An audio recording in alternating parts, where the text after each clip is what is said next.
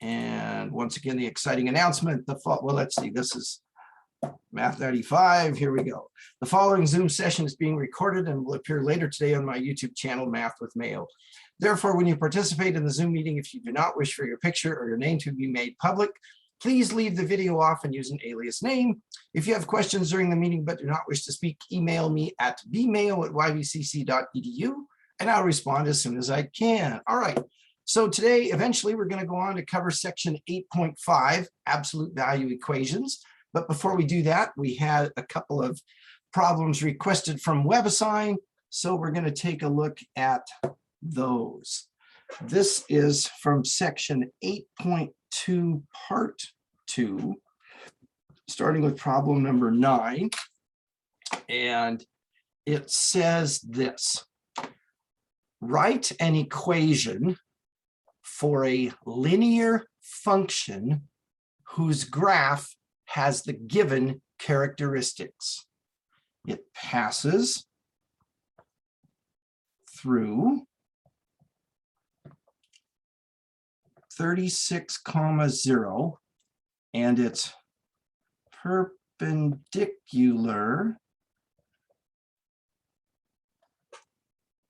to the graph of g of x equals 9x plus 2. All right, so we want an equation for a linear function that has the given characteristics. It passes through the point 36, 0, and it's perpendicular to the graph of g of x equals 9x plus 2. So first of all, g of x equals 9x plus 2 is in the form y equals mx plus b. So the slope of g of x is 9. What we're looking for the graph that's perpendicular to that. Perpendicular lines have slopes that are negative reciprocals. So the slope of the line that's perpendicular would be negative 1/9. Okay, so we're taking this from here, taking its negative reciprocal and getting that. So now we're going to use this slope and this point. Okay, so using y equals mx plus b, negative 1/9 goes in the place of m. Okay, we're going to use the ordered pair. 36 goes in for x and 0 goes in for y. 0 equals negative 1/9 times 36 plus b. 0 equals negative 4 plus b. Add 4 to both sides and b equals 4. So now we have the slope and the y-intercept of the line we're trying to find. So we'll say y equals negative 1/9 x plus 4. But using function notation, f of x equals negative 1/9 x plus 4. So there's the line that passes through the point 36, 0, and it's perpendicular to g of x equals 9x plus 2. The slopes are negative reciprocals. Any questions on that one? All right. Same section. Now we're going to look at problem number 10. So again, this is 8.2, part 2. Write an equation for a linear function whose graph has the given characteristics. So the graph is horizontal and it passes through 6, negative 44. All right. The equation of a horizontal line is y equals a number, or y equals a constant.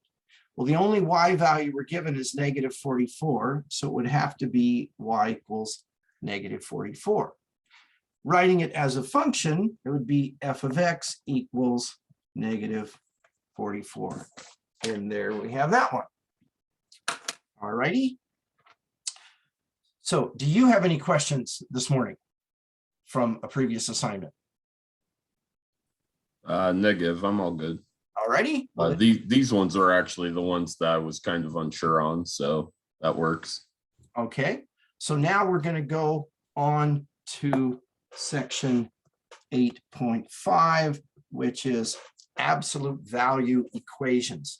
So first of all, let's do a quick review of how an absolute value works. The absolute value of 7 is 7. The absolute value of -7 is also 7. Why is that true? Well, absolute value is the distance that a number is from 0 on the number line. So 7 is 7 units away from 0 on the number line. So the absolute value of 7 is 7. But -7 is also, 7 units away from 0 on the number line. So the absolute value of -7 is also 7. An absolute value is never negative. It's positive with one exception. How far is it from 0 to 0? The absolute value of 0 is 0. Okay, so an absolute value is either positive or, in this unique case, 0. All right, so let's go back to this drawing again. Suppose we had the following equation. The absolute value of x is 7. So what value or values could x take on and still be equal to 7? Well, as we saw from our previous example, the absolute value of -7 is 7, and the absolute value of 7 equals 7. So x could be 7, -7 that is, and x could be 7. All right. So these two solutions to this absolute value equation. You okay with that? All right. How about the absolute value of x equals 4? Well, then x could equal 4, or x could equal -4, right? Because the absolute value of 4 is 4, the absolute value of -4 is 4. Okay. What about the absolute value of x equals 16? Well, x could be 16, or x could be negative, or the opposite of 16, because the absolute value of 16 is 16. The absolute value of -16 is 16. So there's a pattern here. What's inside is equal to what's outside, or what's inside is equal to the opposite of what's outside. So let's say I've got this. The absolute value of 2x plus 4 equals 10. So that means what's inside the absolute value bars has to equal 10, or what's inside the absolute value bars has to equal -10, because if what's inside equals -10 and we take the absolute value of it, we get 10. Okay, so you see where I'm getting those two equations. So let's go back and solve each equation separately. The one on the left, we'll subtract 4 from both sides of the equation. 2x equals 6. Divide both sides by 2, x equals 3. The right equation, 2x plus 4, subtract 4, we get 2x equals -14. Divide by 2, and we get x equals -7. Let's check our work. Okay, let's take x equals 3. So we'd have the absolute value of 2 times 3 plus 4 equals 10. 2 times 3 is 6. 6 plus 4 is 10. The absolute value of 10 is 10, so 10 equals 10. It checks. Let's take x equals -7. All right. Let's see here. So we've got 2 times -7 plus 4, and then equals 10. 2 times -7 is -14. -14 plus 4 is -10, but the absolute value of -10 is 10. 10 equals 10, and it checks. So we get two correct solutions to this equation. All right. Okay. Let's see. What about this situation? The absolute value of 3x plus 15 equals 0. So we've got 3x plus 15 equals 0, or 3x plus 15 equals the opposite of 0. But what is the opposite of 0? Just 0, right? So these really are redundant. this is the only unique equation we get. So we've got 3x plus 15 equals 0, subtract 15, 3x equals negative 15, divide by 3, x equals negative 5, check your work. 3 times negative 5 is negative 15. Negative 15 plus 15 is 0. The absolute value of 0 is 0. 0 equals 0, and it checks. So when we have an absolute value equal to a positive number, it leads to two potential equations. When we have an absolute value equal to 0, it leads to just one unique potential equation. All right. Let's say we've got the absolute value of 2x plus 4 equals negative 10. Okay. So we're going to get 2x plus 4 equals negative 10, or 2x plus 4 equals the opposite of negative 10. Well, on the right side, the left side, 2x plus 4 equals negative 10. Subtract 4. 2x equals negative 14. Divide by 2. X equals negative 7. On the right side, we've got 2x plus 4 equals the opposite of negative 10 would be 10. Okay. Subtract 4 from both sides. 2x equals 6. Divide by 2. X equals 3. So we get two potential solutions. X is negative 7 and x is 3. Let's check our work. Let's take this one and we'll put it right here. Let's see. Put it in this area. The absolute value of 2 times negative 7 plus 4 equals negative 10. 2 times negative 7 is negative 14.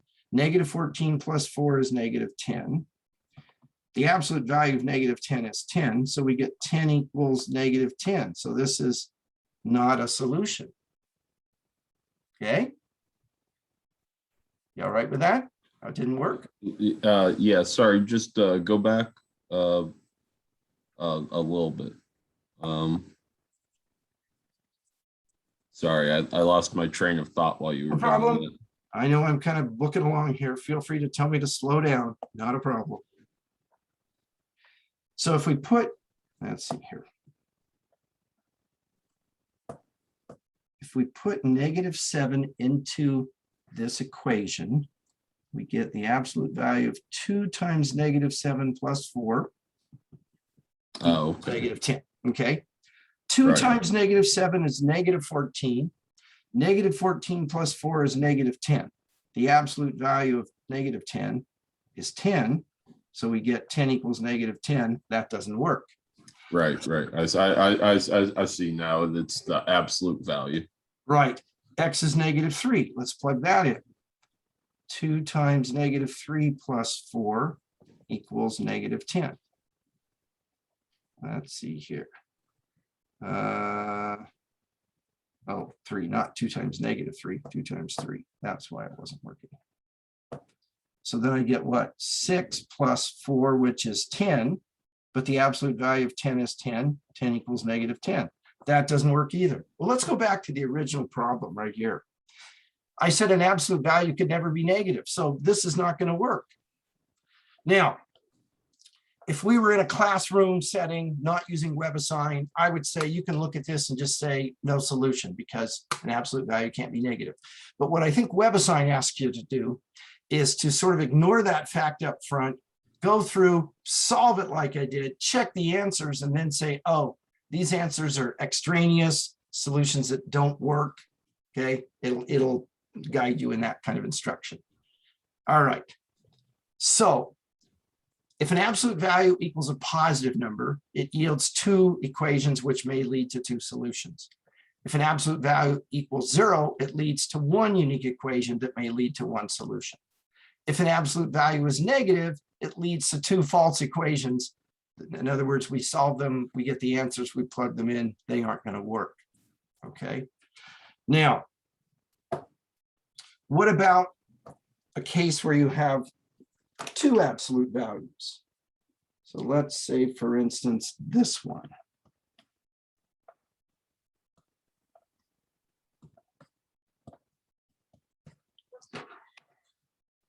Well, we know that with an absolute value, what's inside the absolute value of that is going to be equal to the opposite of what's inside's absolute value. There, you know, it's like the absolute value of 7 is equal to the absolute value of -7.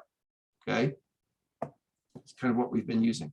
So here I could say, well, what's inside of the first one will equal what's inside of the second one. But I could also say what's inside of the first one would equal the opposite of what's inside the second one.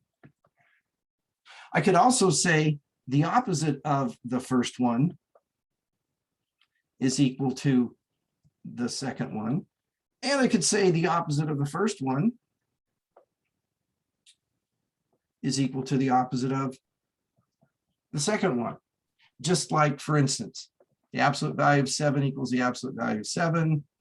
The absolute value of 7 equals negative, the absolute value of -7. And this equals this. And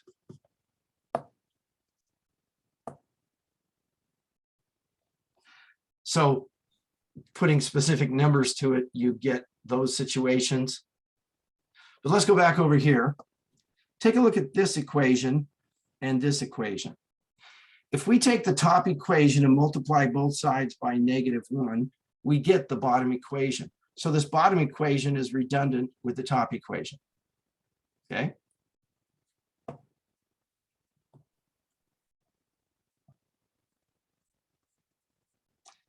Let's take the second equation, this one, and multiply both sides by -1. Okay. What do we get? Okay, what did I do here? I know what I did. I'm not using the second equation. That's why. I shouldn't have erased that other thing. If we take the second equation and multiply both sides by -1, negative times negative is positive, we get the third equation. Okay. So these are redundant. What I'm trying to get at is this. Okay.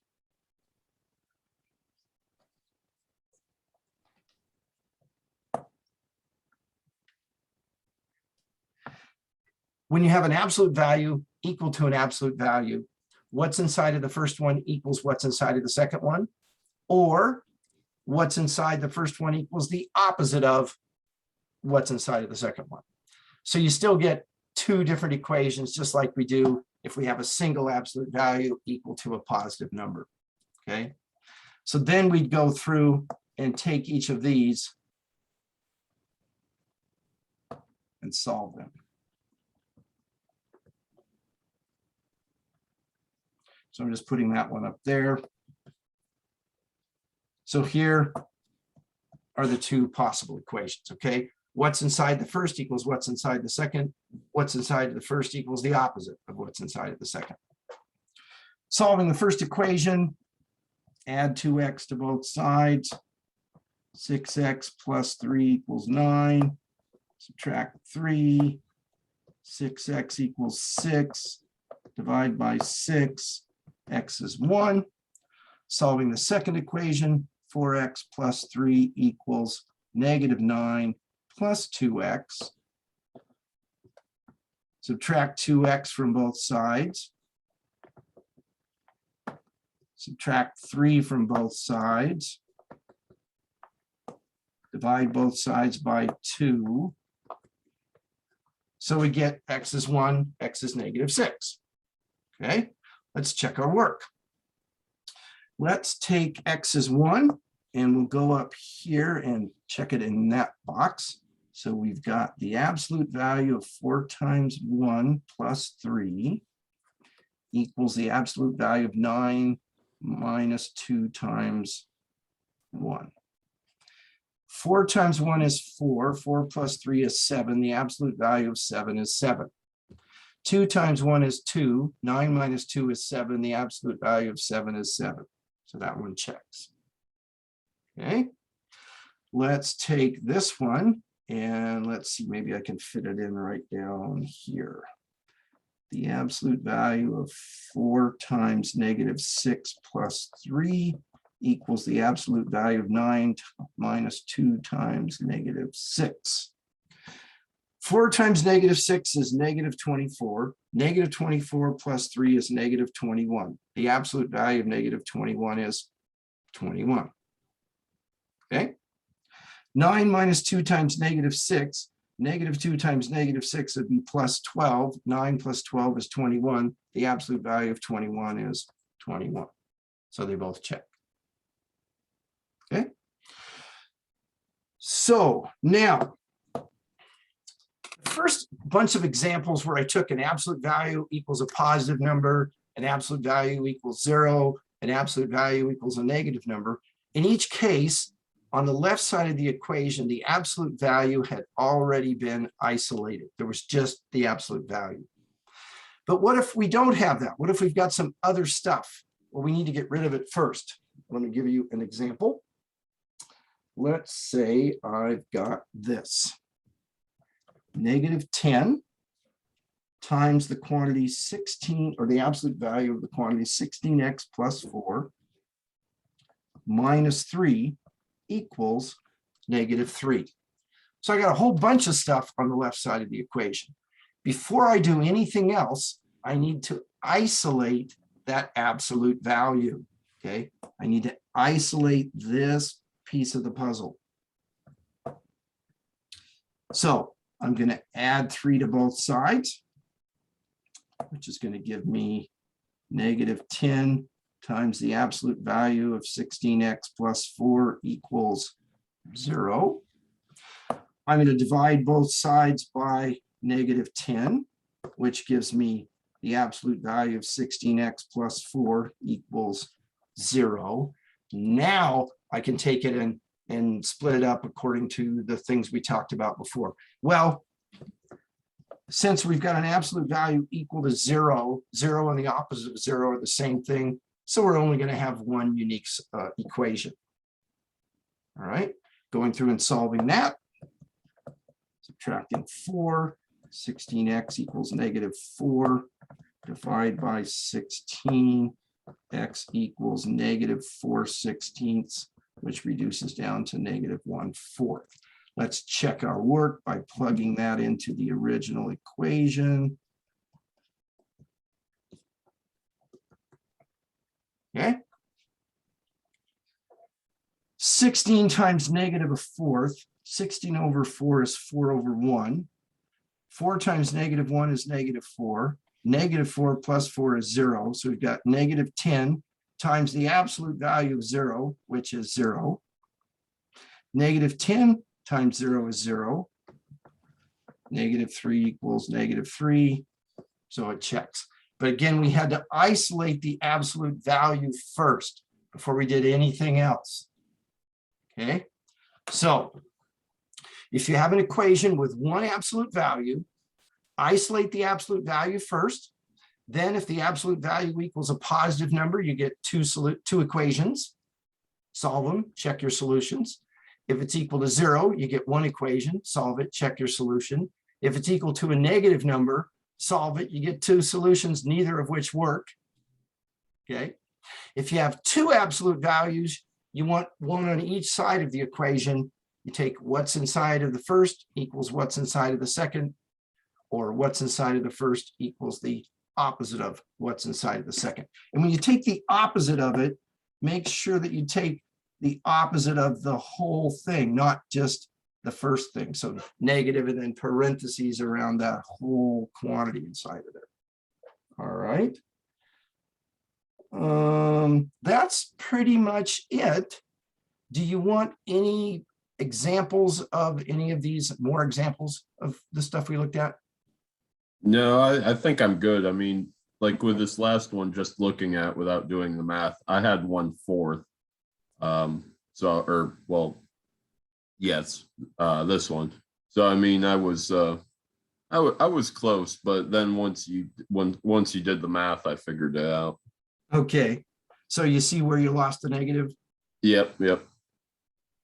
No, I think I'm all right with it.